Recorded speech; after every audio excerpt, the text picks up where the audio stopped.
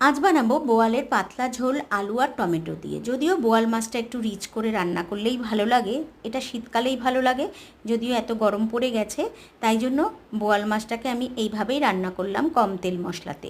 প্রথমেই মাছগুলোকে ধুয়ে নিয়ে কাঁচা সর্ষের তেল ওপর থেকে মাখিয়ে দিয়ে অর্ধেকটা পাতিলেবুর রস আর নুন হলুদ দিয়ে মাখিয়ে রেখেছিলাম। মিক্সি জারে পরিমাণ মতন রসুন, কয়েকটা শুকনো লঙ্কা আর অর্ধেকটা পেঁয়াজকে আমি বেটে নিয়েছি। কড়াইতে সর্ষের তেল খুব ভালো করে গরম করে মাছগুলোকে ঢাকা দিয়ে ভেজে তুলে নিয়েছিলাম। বাকি তেলে জিরে ফোড়ন দিয়ে অর্ধেকটা কুচনো পেঁয়াজ দিয়ে একটু ফ্রাই করে নিয়েছিলাম। তারপরে পরিমাণ মতো নুন হলুদ দিয়ে দিয়েছি আর বেটে রাখা যে মশলাটা সেটা দিয়ে দিয়েছিলাম, রসুন পেঁয়াজ আর লঙ্কার পেস্টটা, সেটা দিয়ে খুব ভালো করে কষিয়ে নিয়ে তারপরে বড় চামচের 1 চামচ ধনে জিরে গুঁড়ো করা ছিল সেটা দিয়ে দিয়েছি। দিয়ে আবারও কিছুক্ষণ কষিয়ে ভেজে রাখা আলুটা দিয়ে দিয়েছি।